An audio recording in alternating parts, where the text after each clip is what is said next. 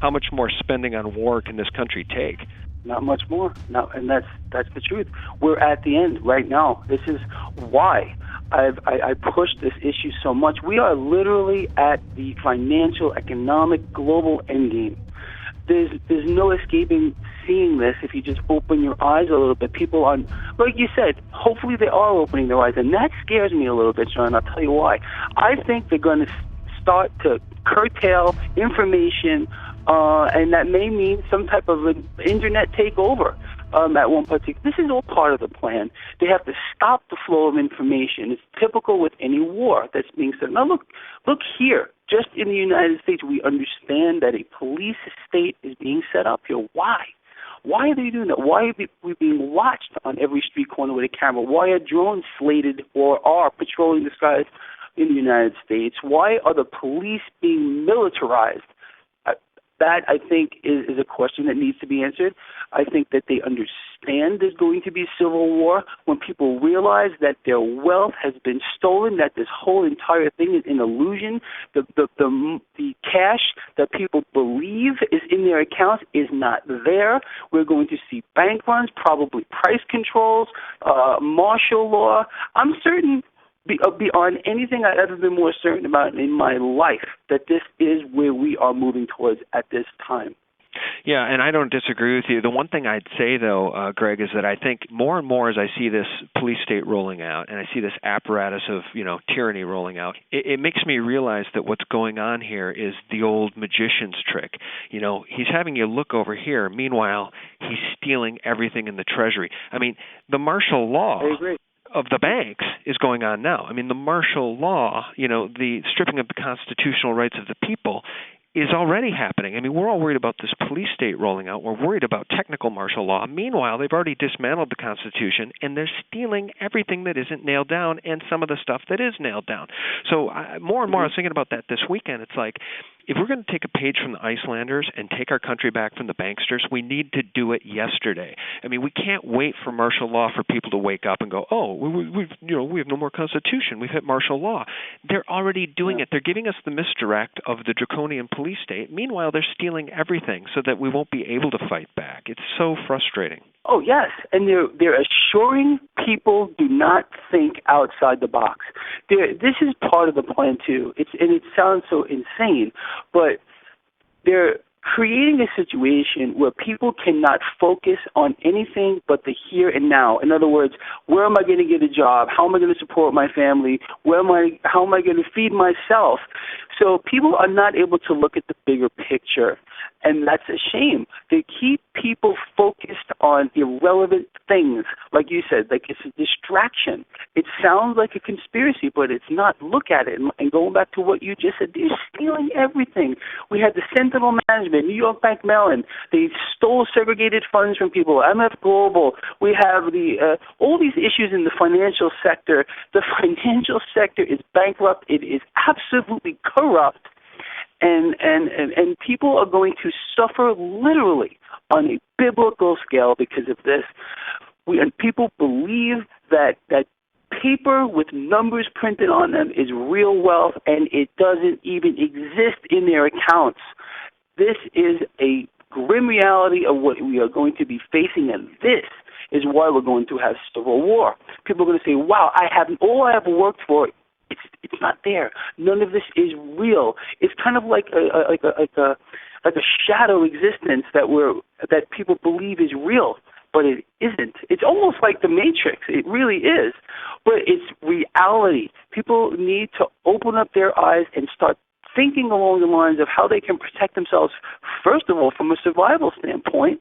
In other words, have enough food stored for at least 6 months during this transition period, I think that we're going to be marching towards, at least at one point, in the near future, and then start to protect your wealth. And it's not a difficult thing to do. You just got to break out of the mindset and realize that gold and silver are the only real money, and the rest of it all is just an illusion. Greg, I'm glad you brought that back up. The physical gold and silver thing is absolutely critical. It's critical to your audience. It's critical to everyone in this country. They need to understand what real money is. But, more and more it seems like the little guy can and never will win. Let's get back to this U.S. District Judge, Robert Wilkins. He basically said the CFTC ruling for position limits is null and void, meaning that J.P. Morgan can go back to issuing as much damn paper as they want in the silver market, which leaves the little guy where? What's your take on this? I know what my take is, but let's hear it from you. Here's my thing on this. Let them do whatever they want, because the end result is going to be at one particular point. Reality is going to set in, and the prices of these things, no matter what, see, it goes back to my premise that I've been talking about forever. I don't care what kind of manipulation they want to implement, what kind of stimulus they want to implement, how they want to twist the truth one way or the other. In the end, it's going to be the free market once again, which will come about. The free market, through all these mechanisms, has been twisted into some kind of a horrible, I don't even know what you want to call it anymore, but it's been stolen away. The free market does not exist. It started with the TARP program, and it's getting worse and worse, but at one point it will be the free market again. And this is where I always talk about the long term. I'm not a short-term guy. I'm not saying that I don't trade equities or whatever, but I'm not really about that. I'm about investing in the long term. So we're waiting. Me, other friends of mine in the financial industries. I'm doing consulting for some pretty huge. I can't talk about their names, but some pretty huge, like publicly traded companies at this particular time, and they get it, and they're positioning themselves for what's coming down the line. Forget about the short term; doesn't matter. So my take on all of this is let them do what they want, because all it's going to do is set up a better situation down the line for people like you and your listeners who understand how this is going to play out, and that the free market once again will be a free market and once again dictate fair market value for all of these assets. None of it matters what they do now. All this manipulation will fail. All of the paper trading will fail. All of the naked shorts, everything, it's all going to fail over time, because the sole job of the free market is to determine fair market value for assets. And at one point, that will occur once again, because free market forces are enormous, even bigger than any central bank's ability over time to manipulate it. And that's why people who understand how this game works here and now are going to benefit greatly down the line. If you can survive this, let's put it that way, because I believe it's going to get that bad at one particular point. But people need to start thinking along those lines now.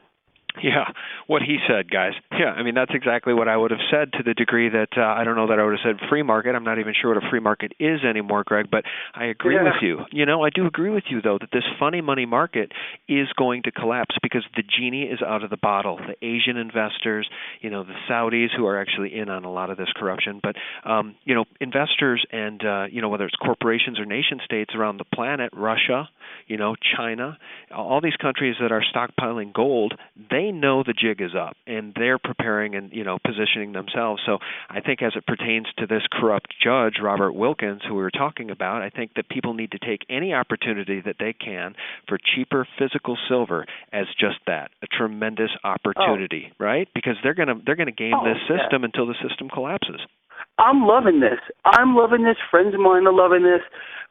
People who I'm involved with in the financial industries, they are loving this. So we should all be loving this and taking advantage of every single thing that they do to try to manipulate it, because over time it won't work. And we're all going to come out of this. People who are awake and understand that currency is dying. If you bet against it and you understand the situation, you will come out of this better than you ever can imagine. In times of great economic and financial distress, enormous opportunity presents itself, and that's where we are now. Well, Greg, I can't thank you enough for your time. Guys, we post all of Greg's YouTube market reports at SGT Report. We try to post them all. I guess sometimes we missed one or two. But if you want to see every single one of his reports, Greg, tell people how they can subscribe to you, and tell them about your website. Real simple. Gregory Mannarino, .com. That's my official website. You can just put my name in YouTube. You'll find my market report there.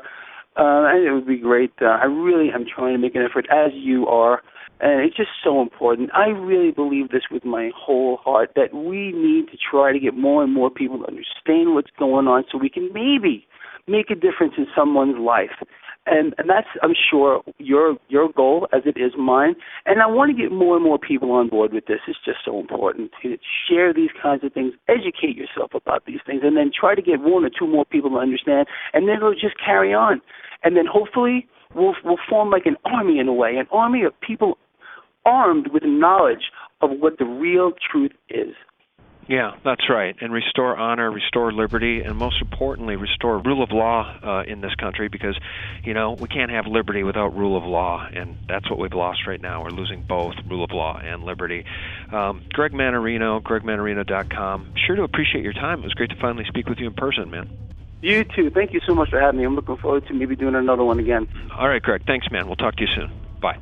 Well, that does it, guys. Thanks so much for watching and spreading this information with friends and family. And check out thelibertymill.com. Real news 24/7. Thanks for watching. Good night.